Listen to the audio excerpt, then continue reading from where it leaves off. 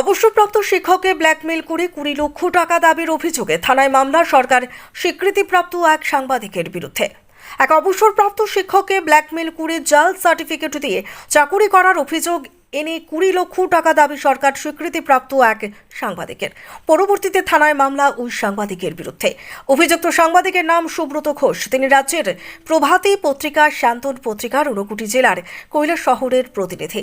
ঘটনার বিবরণ দিয়ে উত্তর ত্রিপুরা জেলার ধর্মনগর থানাধীন শ্রীপুর গ্রাম পঞ্চায়েতের বাসিন্দা অবসরপ্রাপ্ত শিক্ষক দিলীপ মালাকার এবং তার মেয়ে জানান, দিলীপ মালাকার দীর্ঘ 23 বছর ত্রিপুরা শিক্ষা দপ্তরের আওতাধীন শিক্ষক পদে চাকুরিরত ছিলেন। গত 2019 সালে তিনি পেনশনে যান, কিন্তু গত মে মাসের 27 তারিখ রবিবার এক ব্যক্তি শ্রীপুর স্থিত তাদের বাড়িতে এসে নিজেকে শান্তন পত্রিকার সাংবাদিক পরিচয় দিয়ে তার নাম সুব্রত ঘোষ বলে জানায়। পরবর্তীতে অবসরপ্রাপ্ত শিক্ষক তথা দিলীপ মালাকারকে ওই সাংবাদিক বলেন, দিলীপ বাবু নাকি অবৈধভাবে জাল সার্টিফিকেট দিয়ে সরকারি শিক্ষকের চাকুরি বাগিয়ে নিয়ে দীর্ঘদিন চাকুরি করে এখন পেনশন পাচ্ছেন। তাই ওই সাংবাদিককে 20 লক্ষ টাকা দিলে ঘটনাটি চেপে যাবেন বলে ব্ল্যাকমেল করে। এমনটাই অবসরপ্রাপ্ত শিক্ষক ও তার মেয়ের অভিযোগ।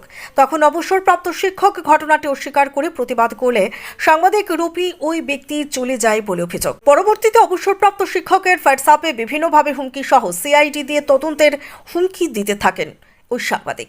অবশেষে বাধ্য হয়ে গত শনিবার অর্থাৎ 8 জুন ধর্মনগর থানায় ওই সাংবাদিকের নামে লিখিত অভিযোগ দায়ের করেন অবসরপ্রাপ্ত শিক্ষক। লিখিত অভিযোগ পেয়ে স্থানীয় থানার পুলিশ একটি মামলা দায়ের করে তদন্ত শুরু করে। এদিকে ওই মামলার তদন্তকারী অফিসার তথা সাব ইন্সপেক্টর মনোজ পাল জানান, লিখিত অভিযোগের ভিত্তিতে 107 সিআরপিসি ধারায় মামলার তদন্ত চলছে। ইতিমধ্যে মামলাটি ধর্মনগর মহকুমা শাসকের কাছে হস্তান্তর করা হয়েছে। তবে অভিযোগকারী অবসরপ্রাপ্ত শিক্ষক 20 লক্ষ টাকা দাবির কোনো প্রমাণ দেখাতে পারেননি।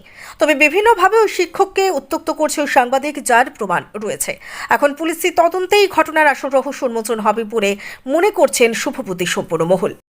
আজ আমরা এসেছি এখানে আমাদের ওই শান্তন পত্রিকার একজন রিপোর্টার, উনি এসে আমাদেরকে অনেক মানে আমার বাবাকে বলেন যে উনি এখনও জালি সার্টিফিকেটে চাকরি করছেন, কিন্তু আমার বাবা অলরেডি রিটায়ারমেন্ট হয়ে গেছেন, প্রায় বিগত 4 বছর হয়ে গেছে। নাম কি জানা গেছে? ওনার নাম উনি আমাদের প্রেস কার্ড দিয়ে ছবি দিয়েছেন হোয়াটসঅ্যাপে। ওনার নাম সুব্রত ঘোষ, আর উনি পরিচয় দিয়েছেন উনি আগরতলার, কিন্তু আমরা পরে দিকে খবর পেয়েছি যে উনি আগরতলা নয়, উনি কৈলাসহরের বাবুল বাজারের লোক। আমার বাবার নাম দিলীপ কুমার মালাকার, এডুকেশন ডিপার্টমেন্টে চাকরি করে। তরফ থেকে আমাদেরকে বলা হয়েছে যে আমাদের সুস্থ বিচার দেওয়া হবে, কারণ যে আমাদের বহুত থ্রেট দিচ্ছে, এসএমএস করছে, আর কইছে যে তাই আমরা চিনাইব, যার কারণে আমরা আজকে এখানে প্রশাসনের দ্বারস্থ হয়েছি। আর তার আমরা সুস্থ বিচার দেওয়ার লেখা আমরা এখানে আজকে থানা হয়েছি। কি নাম তোমার বাবার? আমার বাবার নাম দিলীপ কুমার মালাকার। কোন ডিপার্টমেন্টে চাকরি করতেন? Education department. উনি 20 লক্ষ টাকার দাবি করেছিলেন। কে? সুব্রত ঘোষ। সুব্রত ঘোষ? হ্যাঁ। উনি কে? সাংবাদিক শান্তন পত্রিকা। শান্তন পত্রিকা।